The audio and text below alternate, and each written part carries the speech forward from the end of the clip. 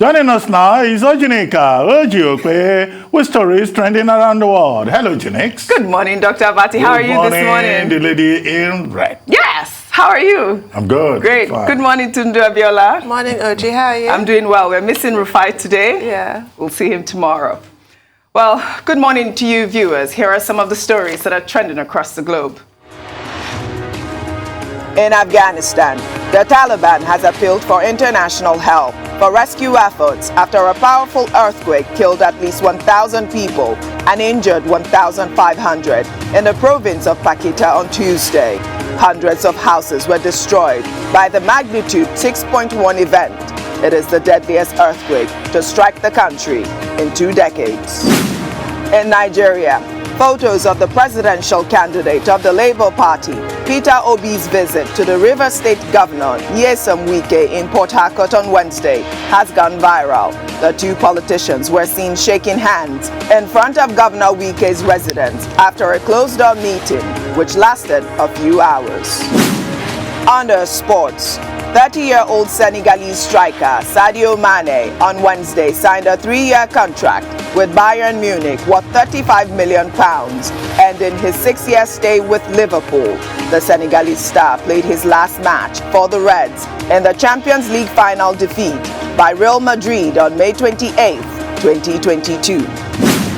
Then, 8 people who took care of Argentine football legend Diego Maradona are set to be tried for homicide, according to a ruling from an investigation into his November 2020 death due to cardiac arrest. The 8 people, including doctors, nurses, and a psychologist who cared for Maradona at the time of his death, are accused of simple homicide, a serious charge that means taking life with intent. Maradona is considered one of the greatest players in football history. Finally, under entertainment, prosecutors on Wednesday recommended to a judge who will preside over the sentencing of British socialite Ghislaine Maxwell a 30 to 55-year jail term for her role in the sexual abuse of teenage girls over a 10-year period by her one-time boyfriend and financier, Jeffrey Epstein.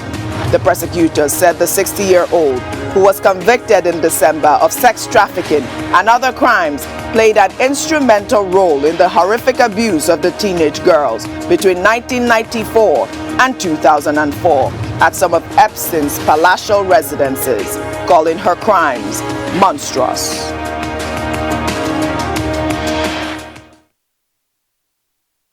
Well, let's begin what's trending with reactions trailing former Deputy Senate President Ike Ekweremadu's comments, in which he said that the people from the southeast region of the country will not vote for Labour Party presidential candidate Peter Obi, but for Atiku Abubakar of the People's Democratic Party.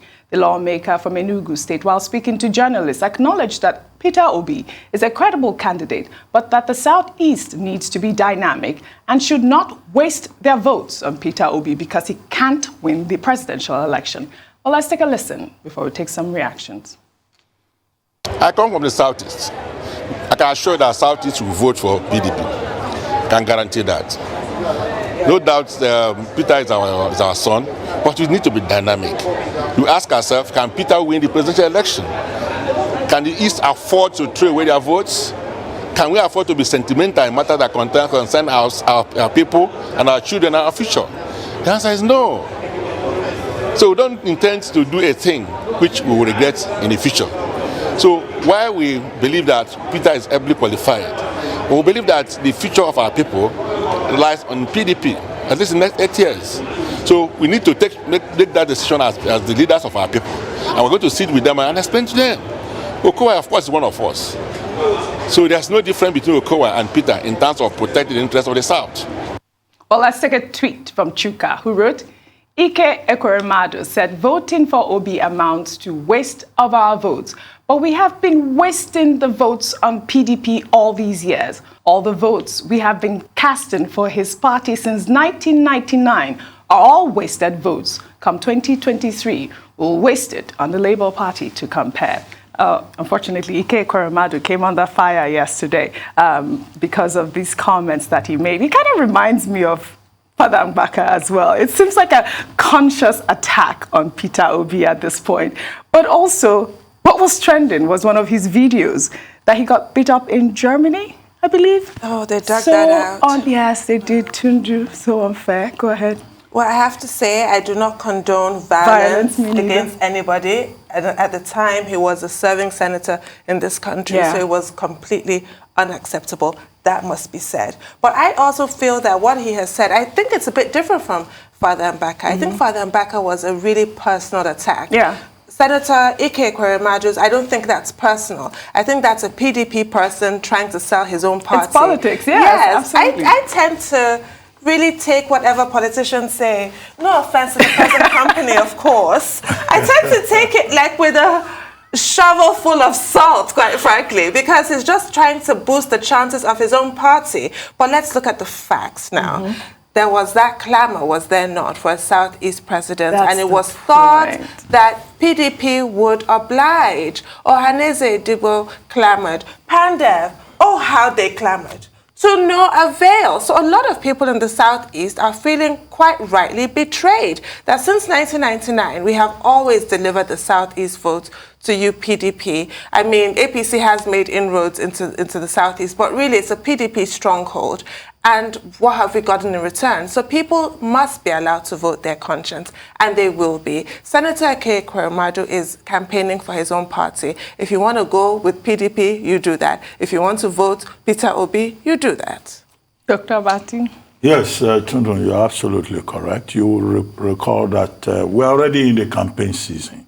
You don't expect a chieftain of the PDP, the senator representing Enugu West in the Senate, Senator Ike Ekweremadu, who has been Deputy Senate President in the 6th Senate, in the 7th Senate, and the 8th Senate, and who has been, re-elected again and again since 2003, to now, at this moment, say, oh, he's supporting a candidate of the Labour Party. So he's talking as a party man. Of course, he wants his party to win. But beyond that, you can compare his position to that of Dave Umahi, the governor of Ebonyi State. You know, the governor of Ebonyi State before now also said nobody is going to vote for Peter Obi in the Southeast. But he's an APC man. And he wants the people of the Southeast naturally to vote for his own party, lest he's accused of anti-party activity, or is accused of trying to behave like some of those 22 members of the Senate or the National Assembly who have defected from the APC to the PDP. So this is the time for grandstanding, for expression of loyalty. And Ike Ekweremadu's statement will fit into that mode. However, is he like Dave Umahi, governor of Ebonyi State, in a position to dictate to the people of the Southeast how to vote? No, I don't think so. He has just one PVC, and it is a one-man, one-vote system.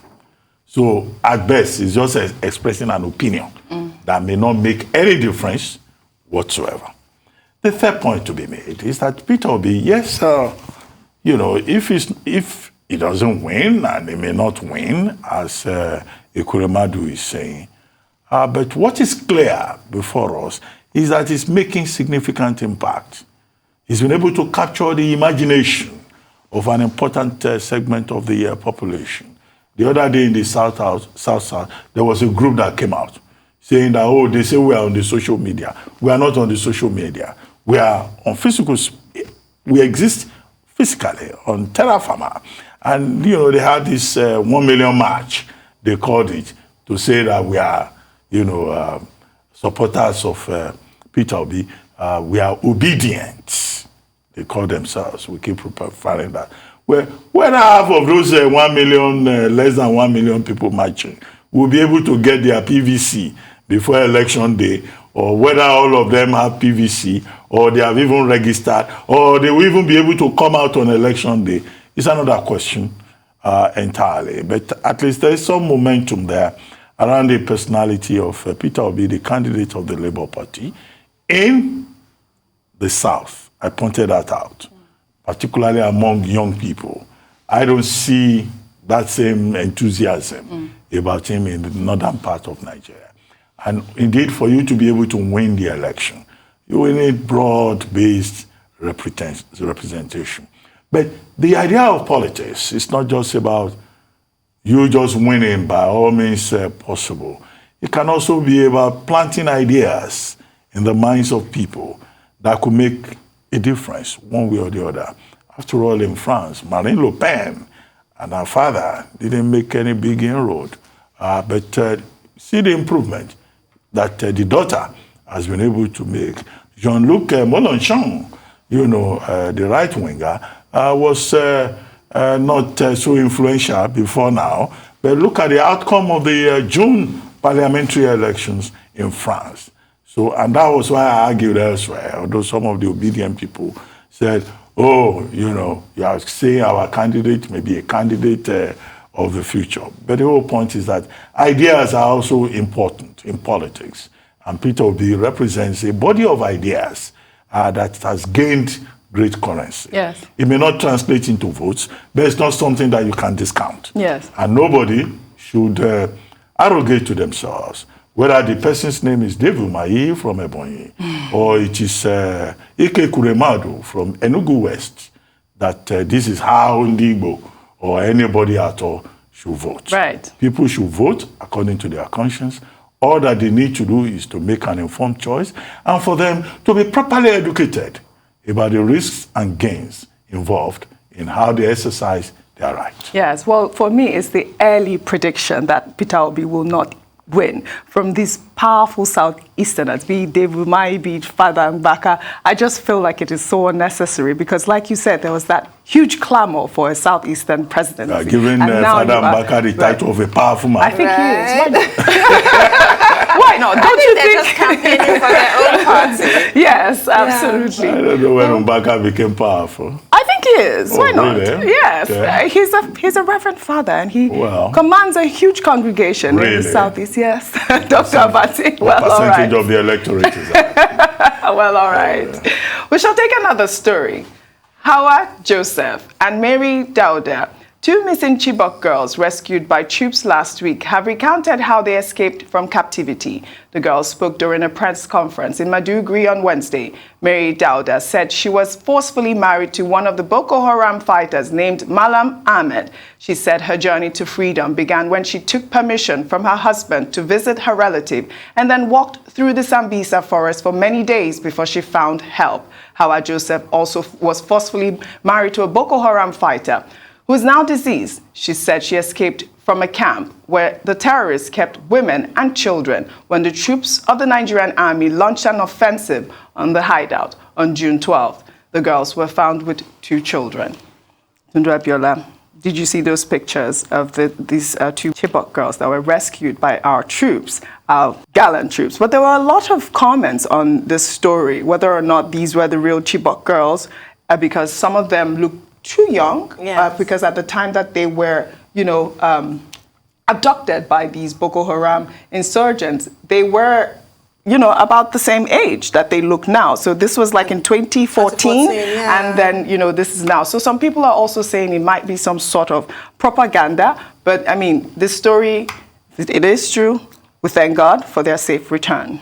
I read that as well, but this is the kind of thinking, the kind of dark suspicions that people harbored even when the Chibok girls were abducted. If you recall, April 2014, there were some saying the whole thing was a hoax. So I don't like to sort of doubt it. I don't want to touch that because that, I feel, was one of the factors that contributed to their prolonged suffering. Absolutely. These poor, poor girls who just went to school trying to get an education. Look at what happened to them.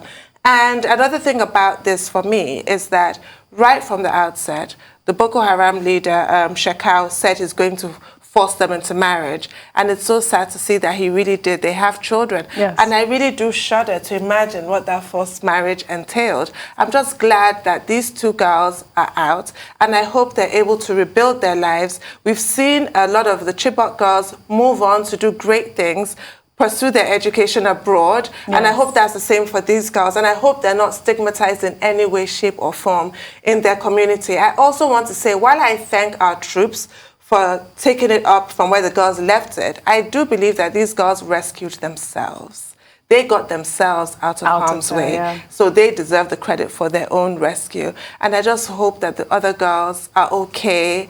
I just hope that they're not completely terrified for their lives. I mean, what conditions do they live under? I know some escaped on the day that they were abducted. I know there were some who were released. There were some who were also released later in a prison exchange. And then the trail just seemed to go cold. This is a really stark reminder, not just the Chibok girls, there are other people who are still in captivity with Boko Haram. The train, Kaduna-Abuja train victims, I'm going to call them, who were abducted, we haven't heard a word in weeks now. The horror is just too much. Really? Okay, we're told, you know, these two ladies escaped from the Sambisa forest. They went through horror, distress, while they were in captivity. It's immaterial whether they are Chibok girls or they are girls from the other group that was later also abducted. The Chibok incident involved about 200 girls, students of government secondary school in Chibok.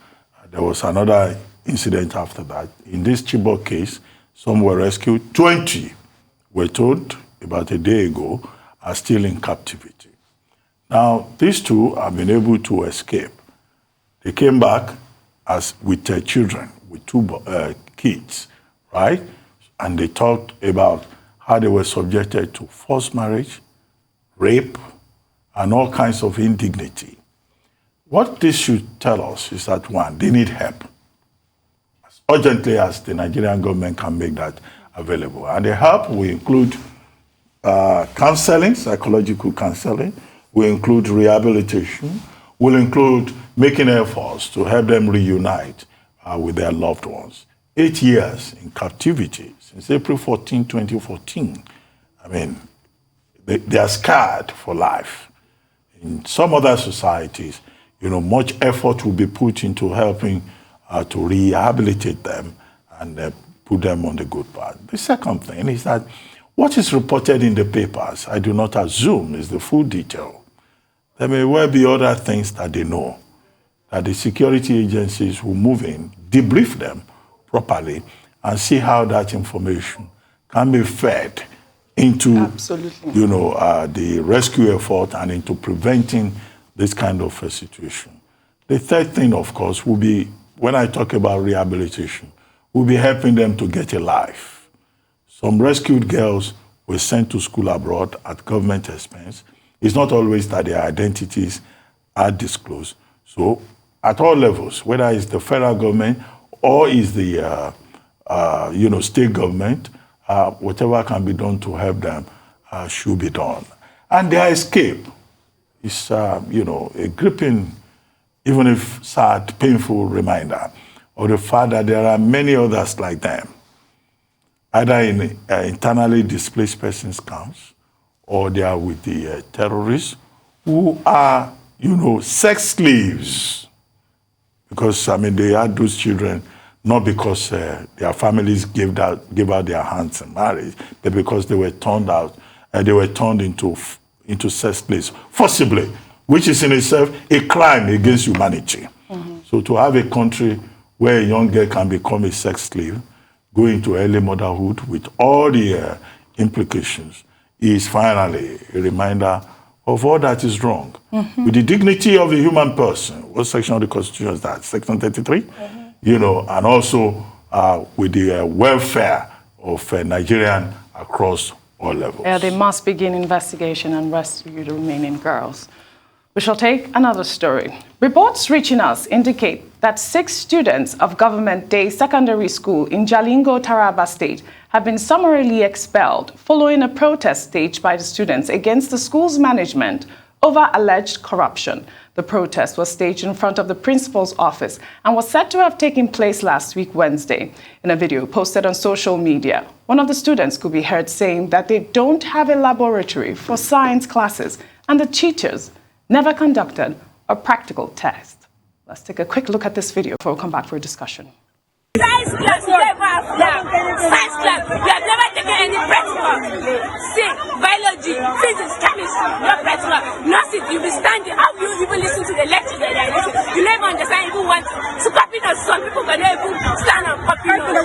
needs to be a thorough investigation. This is such a sad story. The lady that posted that particular video wrote on her Facebook that there are about 1,000 students in the school. The school fees per term is 4,800, out of which 500 is furniture fee, another 500 is feeding fee. The children did not have any furniture or food all these years. They demanded for answers from the principal. It took the intervention of the area command to disperse the students while the principal sneaked away instead of addressing them as the police promised. I mean, what are we hearing now? I just have to say that I'm so proud of those students, especially that girl. What that is saying to me is that these are people who are aware of their rights and are going to demand their rights. Because it's one thing to know you're being treated badly. It's another thing to have the boldness and the courage to stand up for yourself, because she knows she deserves better than what she's getting. And that, for me, just gives me so much hope for the future of this country. Absolutely. It is a shame that our present leadership has failed our children to this level, because what is she really asking for? All she's asking for is a decent education, which is a human right. And this is when we're talking earlier with the previous guest, OG, about subsidy running into trillions of naira. That could be funneled into educating the future of this country. Look at how we treat our children. We just talked about the Chibok girls who went to school and were abducted. We treat our children appallingly in this country. This country has a law called Universal Basic Education Act. Under that Universal Basic Education Act, the right of every child to a quality education is sustained. In fact, it's an offense for a parent not to send a child to school. That particular law talks about universal free basic education, which means that every Nigerian child is expected to have free basic education from primary school to secondary school. But because that system has failed, you then have many parents advocating their responsibility. That section of the act is never enforced because there are many out-of-school children simply because parents do not know, parents do not think it's important to send their children to school. Then the ones that are sent to school, if they are sent to the public schools that you may say is directly covered by the UBEC Act, they are asked to pay for laboratory fees, for this and that. I don't know whether that's a public school, but it looks like it's government. It looks like a public school, government secondary school. So then because of that, many parents who can afford it send their children to private schools where they even pay more. So this is a failure of governance, and this is not the only example. These children, they are protesting because as human beings, they find, the situation unbearable. And by the way, it's Section 31 that talks about the dignity of the human person. Section 33 is about right to life, but both are related. So no matter how young they may be, they too, they are entitled to the dignity of the human person. But you don't find that in our schools. Any surprise, therefore, that we have over 18 million children out of school in Nigeria. So it's not enough to just talk about it. There are other schools where the issue is not lab, it's not standing up, lack of seats. There are some, in fact, where the schools have no roofs. There are some, in fact, where the teachers fail the same subject that they teach their children. In fact, recently they said one major official of the Nigerian Union of Teachers could not pass the elementary test that he was given. And he's supposed not just to be a teacher, but also the president, whatever. So this is a crisis that we face here. You don't have a public school system that can produce people like Ruben Abati. I know you didn't go to a public school system. I know you went to a private school. Yes. Excuse me, why are you assuming? I'm a very proud QC girl. Oh, is that a public school? Yes, Queen's College is also a elite school. Do you want to compare Queen's College to Igbo Girls Even Queen's College of before has changed now too. It's one of my regrets in life to not have graduated from even Igbo and Ajangbadi Community Secondary School. These were schools that were functioning in the past, okay, but not anymore. People are at risk. And it's the future of the country that is at risk. Absolutely. The capacity of the country to compete. But if these 6 students were expelled because of a protest, it needs to be investigated, and it's unacceptable, really. Well, that's all I have for you on What's Trending today. I'll see you tomorrow.